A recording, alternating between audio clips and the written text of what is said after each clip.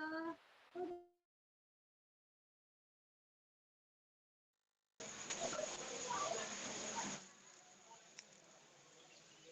alhamdulillah wassalatu wassalamu ala Rasulillah. Allahumma la sahla illa ma ja'altahu sahla wa anta ya hayyu ya qayyum taj'al hazna idza syi'ta sahla.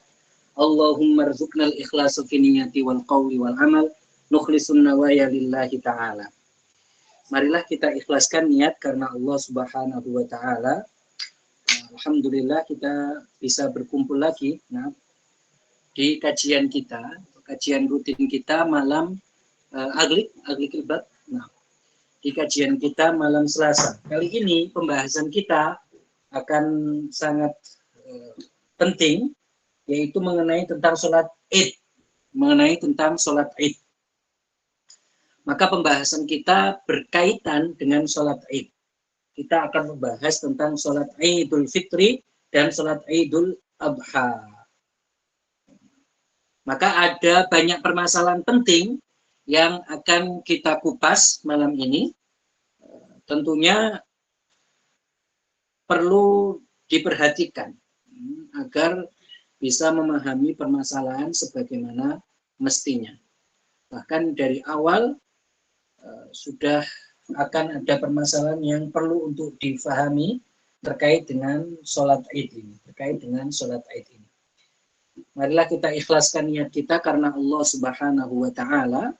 Kita ikhlaskan niat kita karena Allah Subhanahu wa taala agar apa yang kita pelajari ini sebagai ladang pahala bagi kita semua, mendapatkan pahalanya.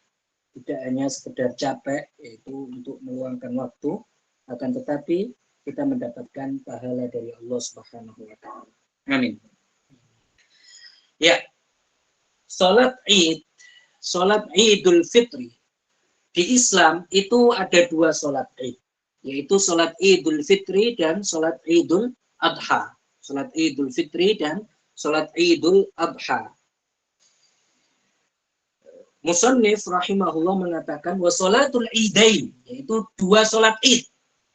Itu apa? Yaitu salat Idul Fitri, yaitu ketika hari raya Idul Fitri setelah Ramadan, dan hari raya Idul Adha, yaitu pada tanggal 10 Dzulhijjah. Idul Adha itu pada tanggal 10 Dzulhijjah. Idul Fitri pada tanggal 1 Syawal. Ini adalah dua hari raya yang ada di dalam syariat, Islam. Idul Fitri, musannif mengatakan sunnatun muakkadah. Itu hukumnya adalah sunnah. Salat Id itu hukumnya adalah sunnah muakkadah. Hal ini berdasarkan dalil, yaitu ayat Al-Quran, fasalli li rabbika wanhar. Fasalli li rabbika wanhar. Ini fasalli, salatlah, wanhar, dan menyembelihlah, yaitu menyembelih kurban. Maka ayat ini dijadikan dalil bahwasanya disyariatkannya salat Id. Salat Id itu hukumnya sunnah muakkadah. Sunnah muakkadah itu adalah sangat dianjurkan karena hal tersebut dilakukan dengan tempo atau dengan tempo yang sangat banyak. Artinya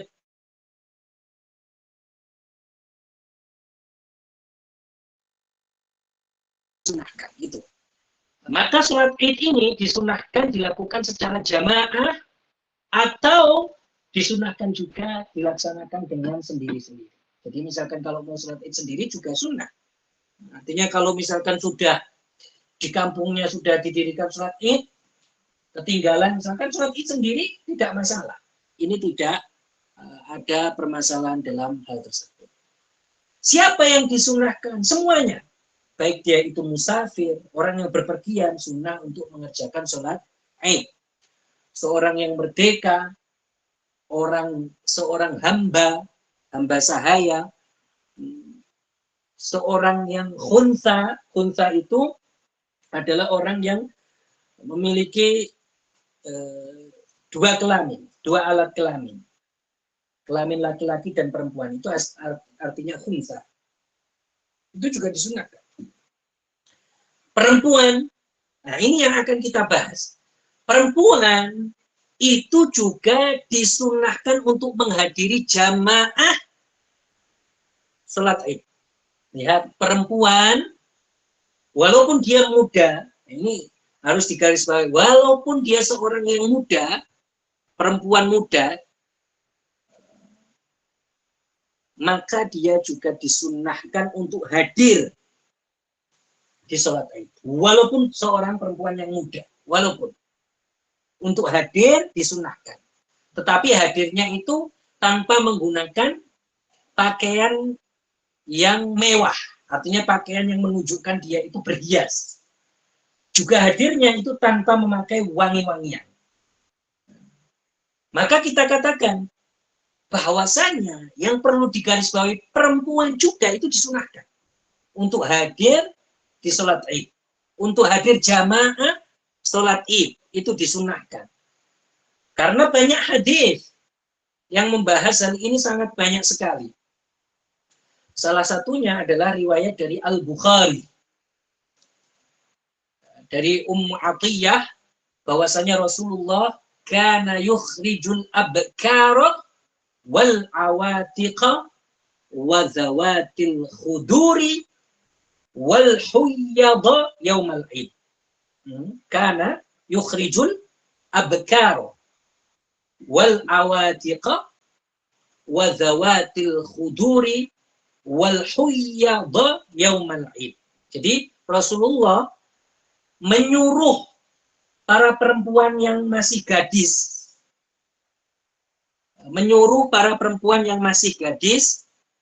dan menyuruh awatik. Awatik itu jamak dari atik, yaitu perempuan yang balik. Itu awal-awal perempuan menjadi perempuan yang balik kok. Itu awatik namanya. Jadi perempuan yang baru balik. Rasulullah menyuruh perawan, perempuan baru balik. Kemudian perempuan haid untuk hadir di sholat Id, jamaah Id. Kita akan jelaskan bagaimana kok perempuan haid hadir. Bukankah perempuan haid ini tidak boleh sholat? Hadir ini maksudnya apa? Maksudnya perempuan haid itu hadir adalah menghadiri dan melihat. Tanpa melakukan sholat. Menghadiri dan melihat. Jadi mereka juga hadir melihat orang sholat di musola. Bukan masuk ke masjid.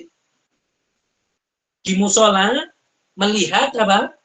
Orang-orang menyelenggarakan sholat Id. Itu perempuan yang haid. Disunnahkan untuk hadir itu seperti itu. Bukan diperintahkan untuk sholat, bukan. Tetapi disunahkan untuk hadir artinya melihat orang-orang menyelenggarakan sholat Id. Begitu. Ini hukumnya sunnah. Berarti pada hadis ini sudah jelas bahwasanya perempuan itu juga disunahkan walaupun dia gadis untuk hadir. Maka dari sini sudah harus difahami dari sini. Dari titik ini harus difahami agar nanti ketika kita akan membahas kelanjutannya tidak bingung. Jadinya perempuan walaupun gadis disunahkan untuk hadir. Disunahkan. Berdasarkan hadis yang kita sebutkan, juga hadis yang diriwayatkan oleh Muslim. Bahwasanya di situ disebutkan, qultu ya Rasulullah ihdana la yakunu laha jilbab. Jadi kata para sahabat, sebagian dari kita itu enggak ada kerudung atau sesuatu yang menutupi auratnya, menutupi rambutnya. Apa yang dikatakan Rasulullah? Jadi apakah hadir apa tidak Rasulullah? Qol litulbisha ukhtuha min jilbabiha. Kata Rasulullah, ya sudah, ambil jilbab. kemudian memakai jilbab, kemudian hadir. Begitu. Ambil jilbab, memakai jilbab, kemudian apa? Kemudian hadir. Kemudian hadir di sholat Id. Begitu juga dengan hadis yang di situ disebutkan kepada Sayyidah Aisyah bahwasanya bagaimana perempuan hadir di sholat Id. Kata Sayyidah Aisyah, bakanatil qi'abu takhruju li Rasulillahi sallallahu alaihi wasallam min khidriha. Jadi dulu Sayyidah Aisyah menceritakan para perempuan yang dia itu qi'ab itu perempuan yang sudah mulai nampak payudaranya, mulai remaja, mereka itu berangkat keluar untuk sholat Id. Berangkat keluar untuk apa? Untuk sholat Id. Kita perbanyak hadisnya, nanti akan kita sebutkan apa yang di sini yang perlu diperhatikan. Nah,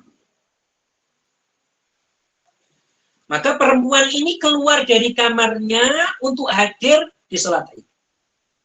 Perempuan yang apa? Yang baru nampak pubertasnya. Kalau bahasa kita zaman sekarang yaitu sudah mulai nampak dadanya. Nah, itu hadir di sholat Id. Artinya apa? Menghadiri sholat Id, disunnahkan.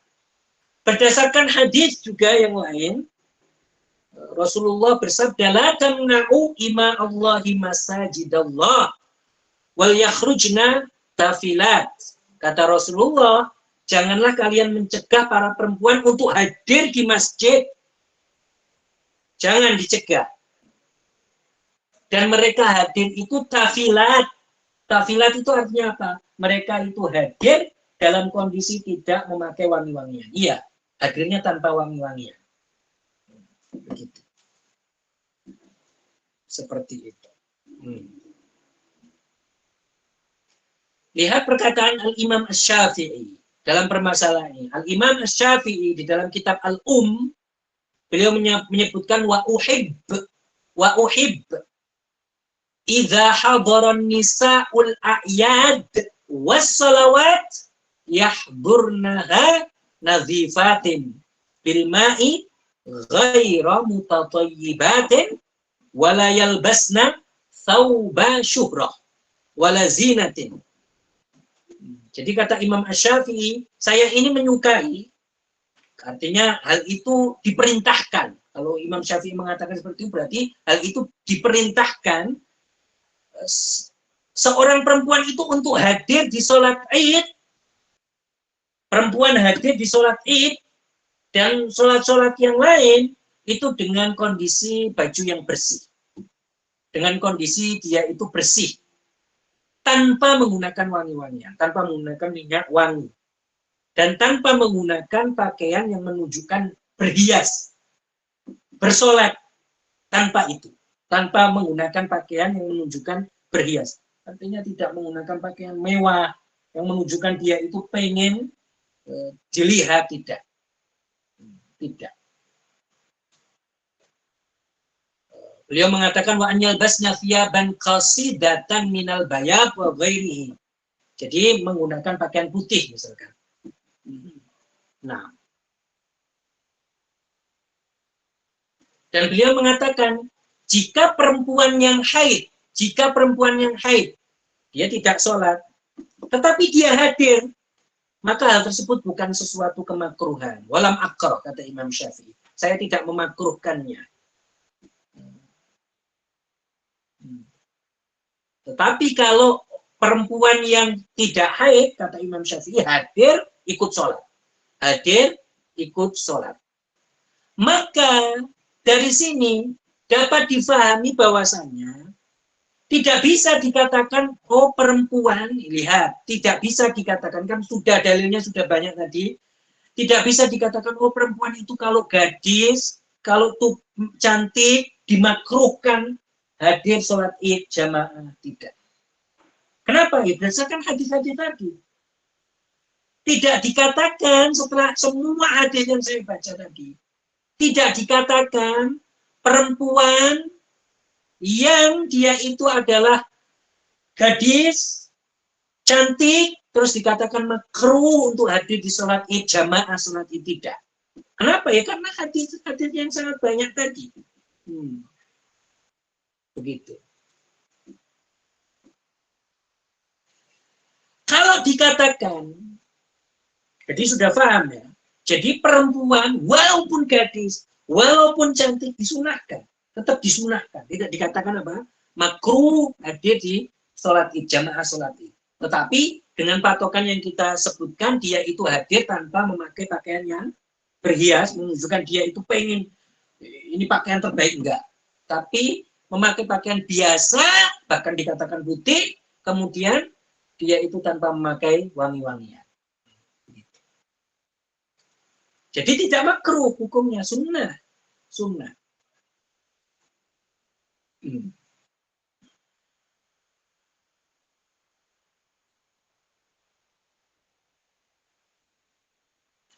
Kemudian kalau dikatakan, oh perempuan zaman sekarang sudah berubah. Artinya memang pada zaman Rasulullah itu tidak dilarang. Kalau dikatakan seperti itu, kalau dikatakan. Zaman Rasulullah tidak dilarang perempuan itu untuk hadir. Tetapi zaman sekarang makruh karena kondisi sekarang semakin buruk. Kondisi sekarang perempuan-perempuannya semakin buruk. Kalau dikatakan seperti itu, maka kita katakan tidak. Artinya apa? Berdasarkan hadis-hadis tadi, Rasulullah tidak melarangnya, walaupun itu terjadi seperti itu. Dan Abdullah ibnu Umar dan selainnya, beliau mengatakan, kita itu nggak melihat hal tersebut, Rasulullah melarangnya. Tidak.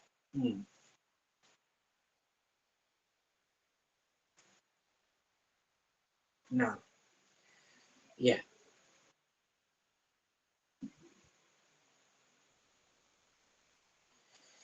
Kita lanjutkan. Berarti itu sudah paham ya. Berarti perempuan itu juga disunahkan untuk hadir di sholat. Walaupun dia haid, disunahkan hadir, tetapi untuk menghadiri di musola misalkan. Kemudian untuk hadir dan melihat orang-orang mengerjakan sholat id. Begitu, disunahkan. Kemudian yang banyak terjadi, sholat id itu waktunya itu kan setelah matahari terbit.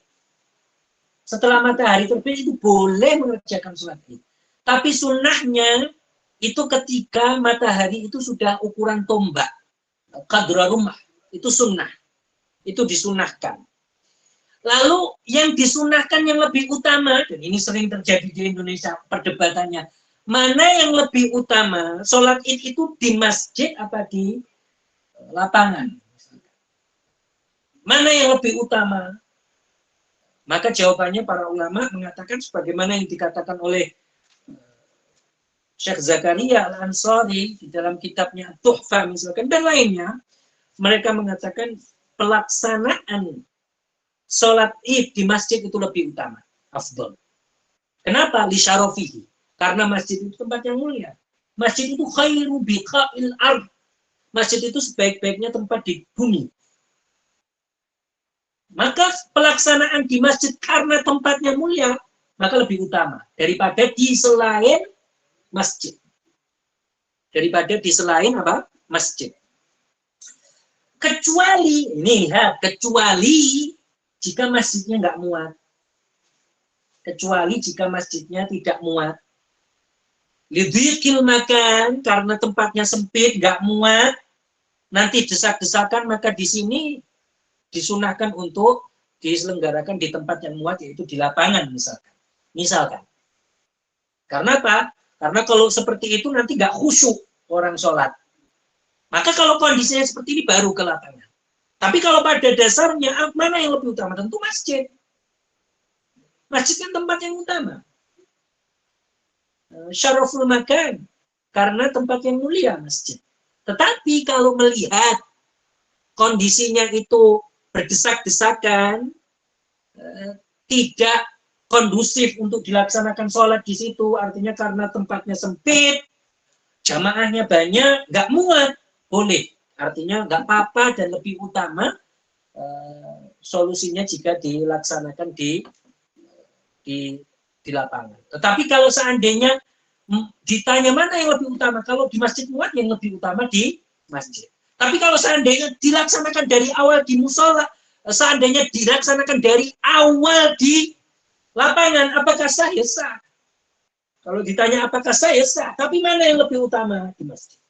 Tapi apakah sah kalau dilaksanakan di lapangan? Sah. Karena sholat itu nggak seperti sholat Jumat. Sholat Jumat itu harus di bangunan. Sholat Jumat harus dilaksanakan di bangunan. Jamaahnya harus di bangunan, pelaksanaannya. Tapi kalau sholat Id boleh, di selain bangunan, seperti tanah lapang boleh. Boleh, tapi mana yang lebih utama? Kalau pertanyaannya lebih utama, tentu yang lebih utama adalah di masjid. Kenapa? Lisyarofil makan. Karena tempatnya mulia.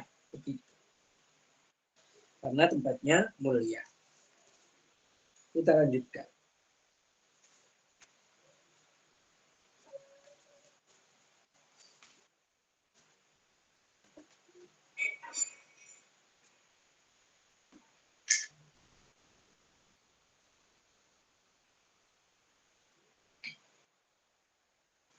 Nah,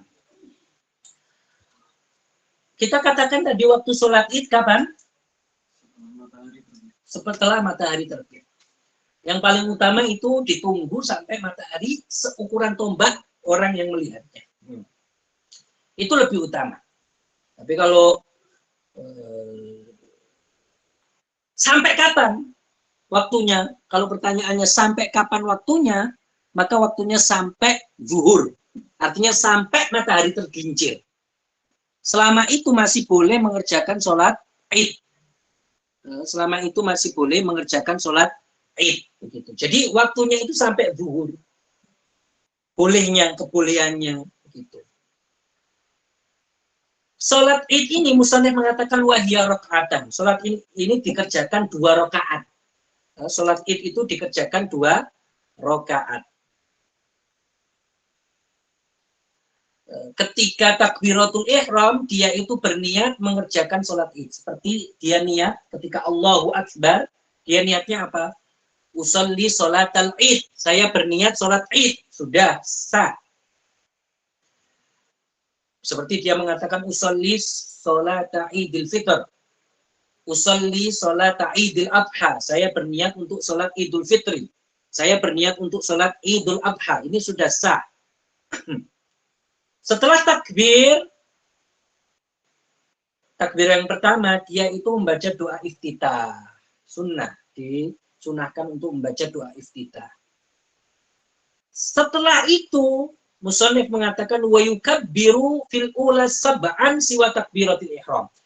Di rakaat pertama sholat Id itu takbirnya itu 7 kali. Takbirnya 7 kali selain takbiratul ihram. Takbiratul ihram pertama membaca doa iftitah, baru ditambahi takbir berapa? 7 kali. Ditambahi takbir 7 kali. Di sela-selanya takbir ini disunahkan untuk disela-selai dengan zikir. Seperti bacaannya subhanallah walhamdulillah wala ilaha illallah wallahu akbar. Ini sunnah. Jadi di sela-sela takbir disunahkan. Untuk dijadikan pemisah di situ apa? Yaitu zikir, bacaannya apa? Subhanallah walhamdulillah wala ilaha illallah wallahu akbar. Ini sunnah. Ini sunnah. Kemudian setelah itu membaca ta'awudz, a'udzubillahi minasyaitonirrajim, kemudian membaca Al-Fatihah. Kemudian setelahnya membaca surah. Surat itu setelah membaca Al-Fatihah. Seperti surat Al-Qaf, misalkan membaca surat Qaf. Nah, ini rakaat pertama. Di rakaat kedua musannif mengatakan wa fi tsaniyati khamsan siwa takbiratul qiyam. Di rakaat kedua ini takbirnya 5 kali. Rakaat kedua disunahkan takbir berapa kali? 5 kali selain takbiratul qiyam, selain takbir ketika dia berdiri. Jadi Allahu Akbar ketika dia berdiri 1, terus ditambahi 5 setelah itu. Ditambahi 5. Kemudian sama, membaca ta'awudz setelahnya, membaca Al-Fatihah, kemudian rakaat kedua membaca surat. Yaitu seperti surat Iqtarabat secara jahar.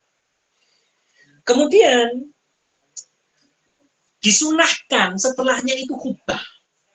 Lihat, khutbahnya itu setelah 2 rakaat. Artinya apa? Khutbah sholat Id itu dikerjakan setelah sholat. Dikerjakan apa? Setelah sholat. Tidak sebelum sholat. Khutbah sholat Id dikerjakan setelah sholat, dan ini hukumnya sunnah khutbahnya. Bukan wajib, bukan syarat. Hukumnya sunnah. Berbeda dengan sholat Jumat. Sholat Jumat itu tidak sah kecuali khutbahnya sebelum sholat. Sholat Jumat tidak sah kecuali khutbahnya sebelum sholat. Kenapa? Karena perbedaannya, khutbah di sholat Jumat itu syarat. Khutbah di sholat Jumat itu syarat, menjadi syarat dari sholat Jumat. Artinya kalau nggak khutbah nggak sah sholat. Nggak sah, nggak ada khutbah nggak bisa sholat Jumat. Artinya nggak dikatakan dia sholat Jumat itu ya dengan khutbah. Karena dia syarat. Dan wa min sya'ni syarat an yataqaddam. Karena syarat itu biasanya memang apa? Duluan. Syarat sholat itu kan duluan daripada sholat. Iya kan? Seperti kita contohkan wudhu. Wudhu itu kan syarat sah sholat. Syarat orang itu biar diterima sholatnya harus berwudhu. Itu kan sebelum sholat itu. Seperti ini. Seperti khutbah Jumat. Khutbah Jumat kenapa kok dahulu nggak sholat dulu kemudian khutbah? Enggak. Karena khutbah Jumat itu syarat. Bukan sunnah. Syarat agar sholatnya sah. Dan syarat itu didahulukan. Syarat itu didahulukan. Berbeda dengan ini. Berbeda dengan ini. Khutbah hari raya itu pelaksanaannya setelah. Karena ini dia sunnah. Dia itu sunnah. Tetapi meskipun begitu, nggak boleh dilaksanakan sebelum.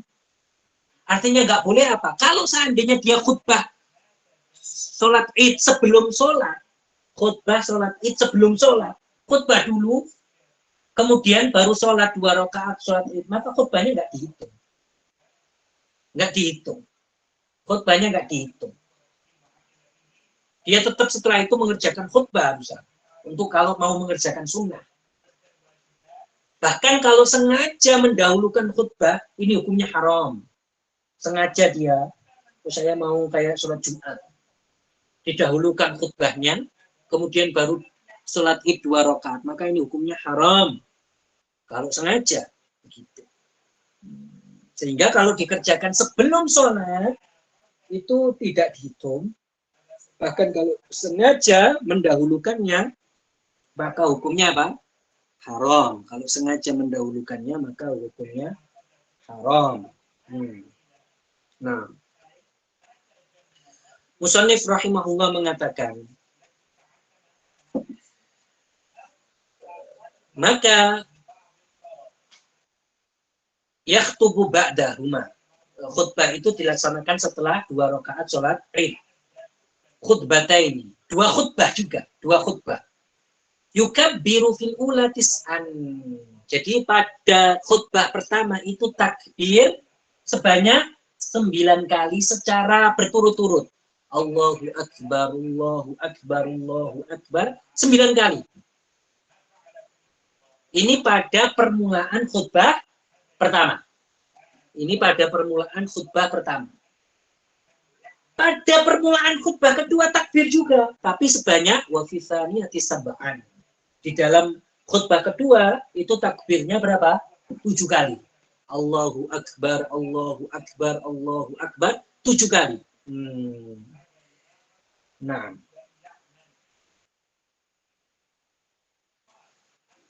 Kemudian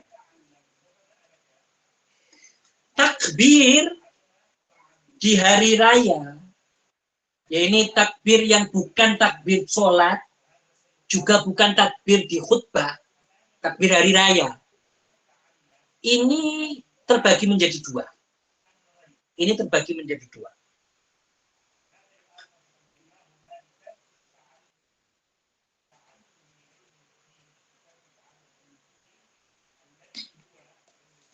Ada yang disebut takbir mursal. Jadi, ada yang disebut dengan takbir muqayyad. Ada yang disebut dengan takbir mursal. Ada yang disebut dengan takbir muqayyad. Takbir mursal itu tidak disyaratkan setelah sholat. Artinya kapanpun bisa. Misalkan sekarang hari raya, kemudian dia takbir, nggak waktu setelah sholat, nggak apa. Bukan setelah sholat ya. Ini takbir apa? Mursal. Misalkan sekarang hari raya, takbiran. Ini namanya takbiran ini sampai nanti, sampai misalkan kalau sholat id sampai sholat. Ini namanya takbir apa? Mursal. Takbir mursal. Kalau takbir muqayyad, ini adalah takbir yang setelah sholat 5 waktu. Takbir setelah apa? Sholat 5 waktu. Jadi setelah sholat takbir, setelah sholat takbir, setelah sholat takbir. Di hari raya Idul Fitri, itu takbirnya mursal. Hanya mursal. Tidak ada takbir muqayyad. Tidak ada habis sholat 5 waktu takbir di hari raya Idul Fitri. Kalau hari raya Idul Adha itu takbir muqayyad ada. Disunahkan di situ takbir muqayyad. Jadinya setelah misalkan sekarang hari raya Idul Adha, besoknya setelah sholat masih apa? Takbir. Setelah sholat 5 waktu masih takbir. Itu namanya takbir apa? Takbir muqayyad. Itu namanya takbir muqayyad. Itu tidak ada di dalam takbir Idul Fitri. Nah, hanya takbir mursal yang di Idul Fitri. Kemudian takbir mana yang lebih utama? Artinya mana yang lebih sunnah antara dua takbir? Keduanya kan ada takbir mursal, kan? Keduanya ada takbir mursal. Mana yang lebih sunnah itu antara keduanya? Takbir Idul Adha atau takbir? Keduanya sunnah. Takbir Idul Adha atau takbir Idul Fitri? Yang lebih sunnah mana yang lebih sunnah? Takbir mursal. Yang lebih sunnah adalah takbir Idul Fitri. Takbir Idul Fitri. Jadinya ketika malam itu akan lebih sunnah lagi takbir Idul Fitri. Karena hal itu berdasarkan ayat Al-Quran, yaitu firman Allah Subhanahu wa taala, walitukmilul iddata walitukabbirullah. Walitukmilul iddata walitukabbirullah. Jadi agar kalian itu menyempurnakan puasa, kemudian kalian ditakbir. Ini takbir malam hari ini. Ini kan mursal berarti kan? Ini lebih utama. Lebih akad, lebih sunnah dari segi pentakkitannya daripada takbir Idul Adha. Kadar kesunahannya lebih akad namanya. Keduanya sunnah. Begitu. Keduanya sunnah. Maka seseorang itu disunahkan yukabbir untuk takbir secara sunnah. Baik dia laki-laki, lihat, perempuan, baik dia itu seorang yang mukim di rumahnya atau dia itu seorang yang musafir. Baik di rumah-rumah, baik di jalan-jalan, baik di masjid-masjid, baik di pasar-pasar, maka disunahkan untuk mengumandangkan takbir. Dia mengumandangkan takbir. Iya.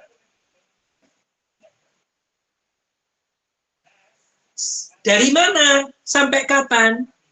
Nah, ini yang dimaksud adalah takbir muqayyad, takbir mursalnya kapan? Min guru bisyamsi min lailatil id ila an yadkhulal imamu fis shalah. Jadi takbirnya ini disunahkan kapan? Yaitu setelah tenggelamnya matahari. Setelah tenggelamnya matahari berarti Ramadan terakhir tenggelam. Ini sudah disunahkan takbir. Tanggal 10 tenggelam matahari, ini sudah disunahkan untuk takbir. Sampai kapan? Sampai imam itu masuk di dalam sholat. Sampai imam itu masuk di dalam sholat. Sholat apa ya? Artinya sholat id. Karena sholat Idul Fitri ini nggak ada takbir muqayyadnya. Sholat Idul Fitri.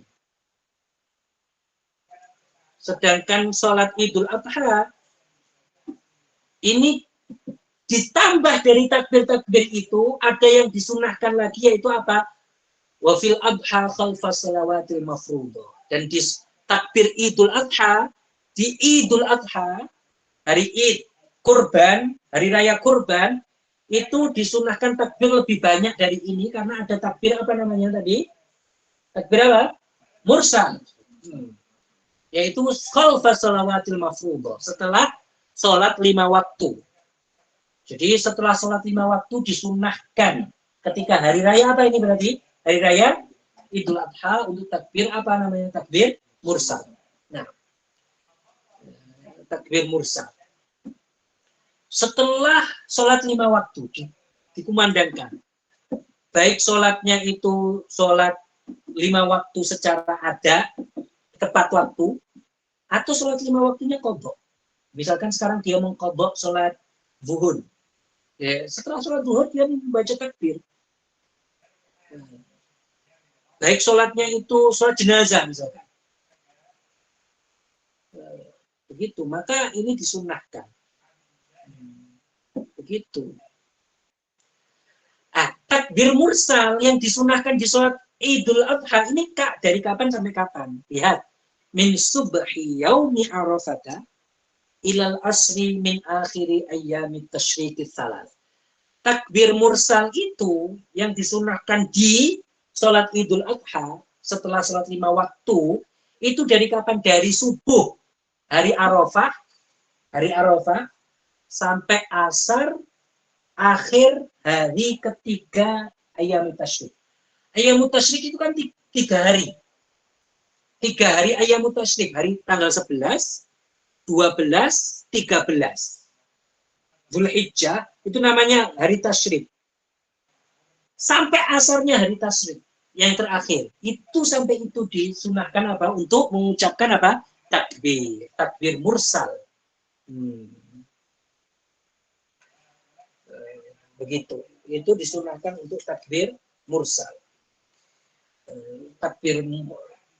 Sigot takbirnya yang disunahkan itu sigot takbirnya yang sudah beredar di kita, yaitu Allahu Akbar, Allahu Akbar, Allahu Akbar, la ilaha illallah, wallahu akbar, Allahu Akbar walillahil hamd, Allahu Akbar kabira, walhamdulillahi katsira, wa subhanallahi bukratan wa asila, la ilaha illallah wahda, sadaqa wa'da, wa nasara abda, wa azza jundahu, wa hazamal ahzaba wahda. Dan setelahnya disunahkan untuk salawat. Salawat kepada Nabi. Allahumma salli ala sayyidina Muhammad wa ala ali sayyidina Muhammad. Itu sunnah. Setelah takbir itu sunnah. Ini takbir yang disunahkan seperti itu. Seperti itu. Kemudian berarti seperti itu ya. Berarti sholat Id dan sholat Idul Fitri dan sholat Idul Adha. Sholat Idul Fitri ini disunahkan agak diakhirkan pelaksanaannya. Kenapa? Agar orang itu bisa sarapan sebelum sholat Idul Fitri. Ini sunnah. Agar orang bisa sarapan sebelumnya, maka sholat Idul Fitri agak diakhirkan. Diakhirkan sedikit, untuk agar jadi tidak sangat di awal letaknya. Boleh, sah kalau di awal. Tapi disunahkan untuk diakhirkan sedikit, agar orang itu bisa sarapan. Kan namanya Idul Fitri. Biar dia itu langsung berbeda dengan hari-hari sebelumnya. Hari sebelumnya apa yang dia lakukan? Puasa. Sekarang sarapan, disunahkan. Hari sebelumnya dia itu puasa, sekarang disunahkan untuk sarapan. Itu apa? Idul Fitri. Kalau Idul Adha dibalik, disunahkan untuk disegerakan. Artinya didahulukan. Agar apa? Agar waktunya itu bisa setelahnya digunakan untuk kurban, menyembelih kurban, agar waktunya lebih luas untuk menyembelih kurban setelahnya. Gitu. Gitu.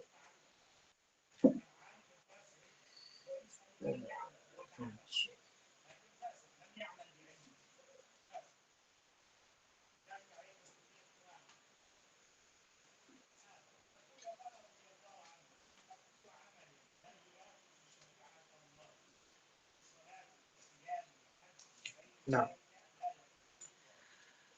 pada pertemuan berikutnya akan membahas khusufus syams dan khusuful qamar. Salat khusufus syams dan khusuful qamar, artinya apa? Salat karena gerhana, bagaimana caranya? Itu akan dibahas. Bagaimana salat gerhana. Jadi salat sunnah ini ketika tertibnya musannif di sini ini yang didahulukan salat sunnah apa? Salat sunnah Id dari salat sunnah yang lainnya.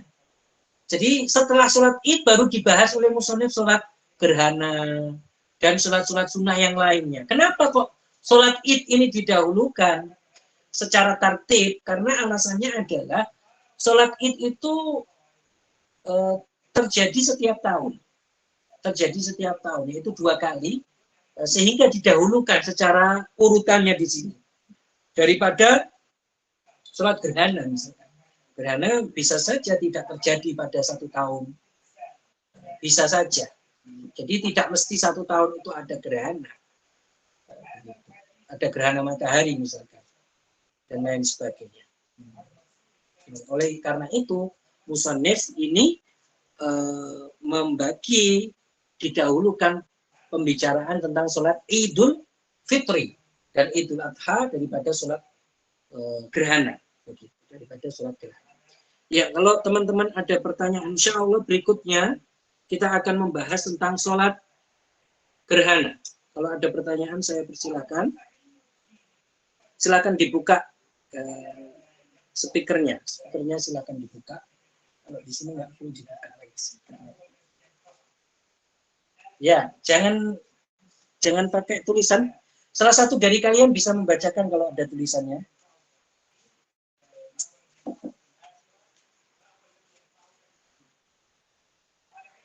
Ya, silakan dibuka speakernya yang ada tulisannya. Yang silakan, yang mengangkat tangan silakan berbicara. Assalamualaikum Ustaz. Ya, Waalaikumsalam. Ustaz, mungkin kami tadi agak kelewat ya. Tadi antara takbir mursal sama takbir muqayyad itu yang boleh dilaksanakan kapan saja yang mana ya Ustaz? Sama yang habis sholat yang mana? Kayaknya tadi ketuker deh pas kami nyatatnya. Iya. Saja, Ustaz. Takbir muqayyad itu yang dilaksanakan setelah sholat. Itu yang hanya ada di sholat Idul, itu yang hanya ada di hari raya Idul Adha. Takbir apa? Muqayyad. Kuyida. Muqayyad dari bahasa Arab kuyida, yaitu artinya terkait setelah sholat. Kalau takbir mursal itu yang malam hari. Setelah masuk matahari tenggelam, takbiran terus itu namanya takbir mursal sampai imam itu apa? Sholat Id. Itu namanya takbir mursal. Takbir mursal, takbir muqayyad yang ada setelah sholat 5 waktu itu hanya ada di hari raya Idul Adha. Tidak ada di hari raya Idul Fitri. Nggak ada. Nggak ada setelah sholat 5 waktu di hari raya Idul Fitri kemudian takbir mursal. Tidak. Nah, takbir muqayyad tidak ada. Tidak ada takbir muqayyad di Idul Fitri. Oh ya, oke. Berarti kalau Idul Fitri cuma ada takbir mursal, kalau Idul Adha ada takbir mursal sama ada takbir muqayyad juga. Ya. Oke. Barakallahu fiik. Nah, ya, silakan.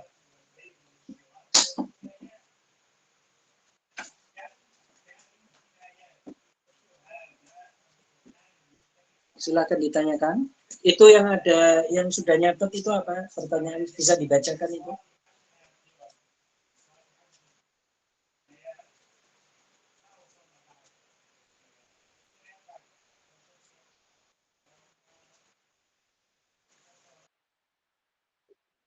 Ya, silakan. Bacakan.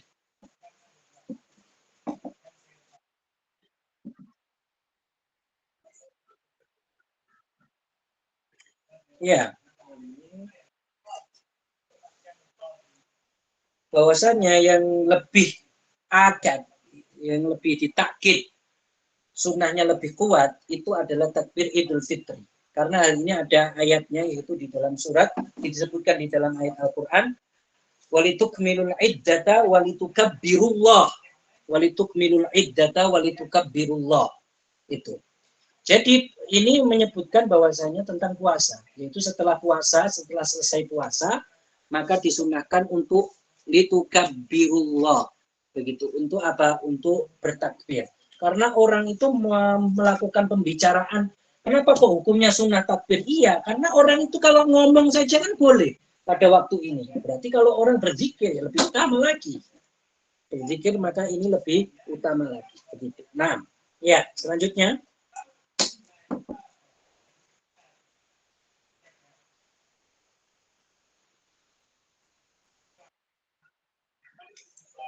Ya, pada pertemuan berikutnya kita akan membahas tentang sholat kusuf dan sholat khusuf, insya Allah. Begitu. Jadi harus istiqamah dalam belajar ilmu agama, harus istiqamah. Indakum soal? Ada pertanyaan kalian?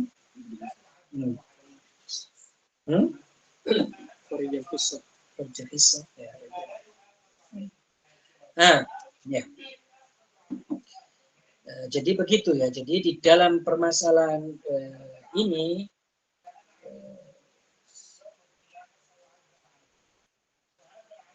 di dalam permasalahan agama, di dalam permasalahan ilmu agama, seseorang itu harus istiqomah. Kenapa? Karena nggak bisa. Orang itu tanpa istiqomah itu nggak bisa menghasilkan ilmu. Tanpa istiqomah dan tanpa capek.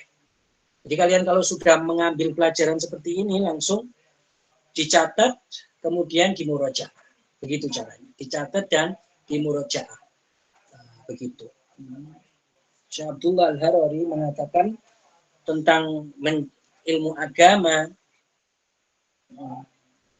bahwasanya ilmu agama itu fima yang bagi an yu'ad wa yukarrar wa an la yumalla minhu. Fima yang bagi an yu'ada wa yukarrar wa la yumalla wa an la yumalla minhu. Jadi ilmu agama, ilmu din, ilmu agama itu adalah ilmu yang seharusnya harus seseorang itu untuk selalu murojaah. Artinya setelah kalian ngambil, setelah ngambil seperti ini selalu dimurojaah, diulang, dan jangan sampai bosan. Kenapa? Iya, karena itu jalannya. Seperti itu jalannya. Kalau enggak seperti itu, maka tidak akan bisa. Selain dia itu hadir secara istiqamah di dalam apa? Di dalam belajar ilmu agama. Hadir secara istiqamah di dalam belajar ilmu agama. Kemudian yang perlu diperhatikan selain ini tentang takbir, dan ini harus ditanbih ke semuanya, bahwasanya dalam mengucapkan takbir itu harus benar. Takbir yang Allahu Akbar yang kita baca tadi, di takbir Idul Adha atau Idul Fitri, atau takbir dalam sholat itu harus benar. Maka kalian semua yang belajar harus senantiasa mentanbih, memperingatkan, menasihati orang-orang yang sedang takbiran, sebelum takbiran untuk dimulai dengan nasihat bahwasanya kalau seseorang pengen pahala, maka pelafazannya itu harus benar. Jangan sampai dia mengira takbiran sampai subuh dapat pahala banyak, ternyata salah semua. Dan ini banyak yang salah. Terutama pada lafaz Allahu Akbar. Allahu Akbar itu harus benar. Allah yang panjang itu mana? Allah. Yaitu ketika Allah itu yang panjang. Allah. Hamzahnya tidak panjang. Haknya juga tidak panjang. Hamzahnya tidak boleh dikatakan Allah. Tidak boleh. Karena itu maknanya sudah istifham. Yaitu pertanyaan. Maka kalau orang paham, ya, maknanya bisa kufur. Hu-nya itu juga pendek. Allahu Akbar. Dan tidak ada wawu di antara Allah Dan akbar tidak ada waw. Tidak dikatakan Allah wakbar. Wakbar tidak. Ini yang perlu diperhatikan. Tidak dikatakan Allah wakbar. Wakbar tidak. Juga tidak disebutkan akbar itu pendek. Disebutkan pendek. Akbar. Yaitu baknya itu pendek. Tidak akbar. Seperti banyak orang. Seperti itu. Itu harus ditanbih. Diperingatkan. Akbar itu pendek. Baknya itu pendek, tidak akbar. Yaitu baknya dipanjangkan, itu haram. Haram. Seperti itu. Dan kita tahu bahwasanya Allahu Akbar seperti yang saya jelaskan kemarin, itu maknanya adalah Allah Subhanahu wa taala akbaru min kulli kabirin sya'nan wa darajatan. Jadi Allah Subhanahu wa taala maha besar dari segala sesuatu dari makhluknya, dari segi apa? Derajat dan keagungan. Dari segi derajat dan keagungan. Bukan dari segi bentuk dan ukuran. Karena Allah Subhanahu wa taala itu tidak disifati dengan bentuk. Imam Abu Ja'far At-Tahawi mengatakan ta'ala Allah anil hududi wal ghayat wal arkani wal a'dha'i wal adawat la tahwihil jihadu sittu kasairil mubtada'at. Jadi Allah Subhanahu wa taala disucikan dari bentuk, ukuran, batasan. Ini kan semua makhluk itu. Dan dari arah yang 6 itu disucikan. Dan dari segala sesuatu yang itu adalah sifat makhluknya. Maka saya kira cukup. Insya Allah kita akan melanjutkan pertemuan berikutnya, sangat penting sekali pembahasannya mengenai sholat khusuf, sholat gerhana bulan dan gerhana matahari, dan bagaimana seseorang itu hendaknya ketika melihat gerhana. Sebagian orang salah kaprah, melihat gerhana malah ketawa-ketawa, kemudian di foto-foto ketawa-ketawa. Tidak seperti itu seharusnya.